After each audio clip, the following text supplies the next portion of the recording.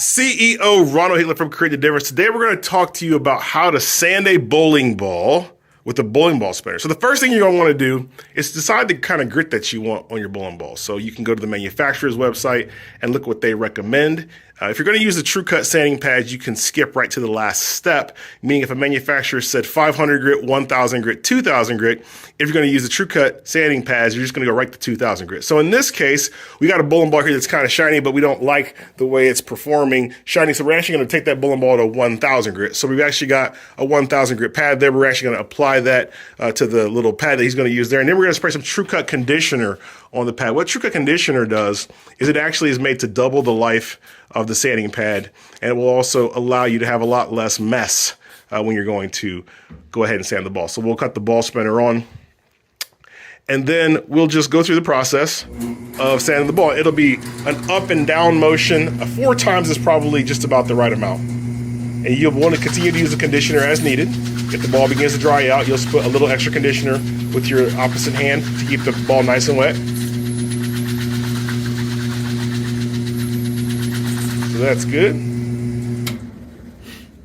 And like I said, you can keep using the conditioner as needed. If the bowling ball begins to get a little dry, you can just spray some more conditioner right on the pad. So we'll flip the ball over 180 degrees.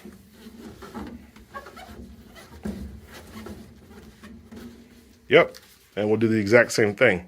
Apply some more conditioner. You can even spray some on the ball, actually, believe it or not. You can spray some on the ball, and that will also help keep the ball nice and lubricated too. You want the ball to be lubricated. You don't want it to be dripping wet, obviously, but you do want it to be a little lubricated. So we'll go ahead and sand the ball. Same process. We'll do 4 strokes up and down. Like I said, you're going to watch to see, how dry the ball gets. If it does get dry, you'll just grab the conditioner and spray a little bit more there on the ball and keep the ball nice and wet. All right, so we got our 4 strokes there, and now we'll take the ball and we'll go back to the finger holes. We'll spin the ball back toward the finger hole direction, and then we'll rotate it 90 degrees,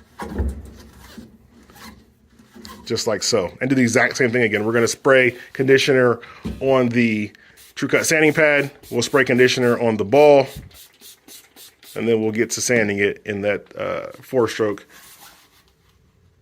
pass again. Now you say, well, how do I know what grit to use? Well, it depends on what you're trying to do. Remember, TrueCut sanding pads are made specifically for bowling balls, and they're going to leave the grit that's written on them on the bowling ball. The lower the number, the earlier the performance you're going to get. The higher the number, the later the performance you're going to get. So a good example is if you don't know where to start, man, start somewhere in the middle. 1500 grit or 2000 grit's a great place to start. Your bowling ball, now he'll go back back to the center, and then he'll go back the other 90 degrees. The bowling ball, at the end of the day, you want to be as best as possible in terms of being able to keep your bowling ball performance, whatever you're looking for. If you want it to be earlier, you want to make sure that you use an earlier, a lower grit. If you want it to be later, you use a higher grit. And you can also polish the ball too, right? So we've got TrueCut hand applied polish powered by Turtle Wax, which also can be used if needed. It is a hand applied polish, but you can use it wet. I mean, you can use it on a bowling ball spinner as well. So we'll go ahead and do our last set of 4 here. But yeah, you can use the polish. If you use the polish by hand, you're going to get a 5500 grit finish, which is what it says on the bottle. If you do it on a ball spinner, you're going to be able to get that to 6200 grit. So that's really the main difference there. And TrueCut hand applied polish powered by Turtle Wax is the only polish that is made to be able to be used by hand. So after you get your little 4 passes there, the ball is not complete. You'll spray just a little bit of conditioner on the ball, and you'll get a towel to be able to wipe off any of the excess that's on there. But you can see there's not a whole lot of excess mess on the ball. So we'll just be able to wipe all the excess off.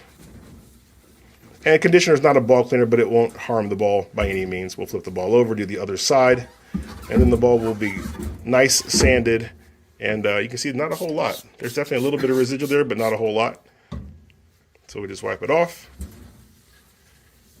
And now your bowling ball is ready to go back into action. On behalf of Creating the Difference, I am CEO Ronald Hitler from Creating the Difference. You guys take it easy.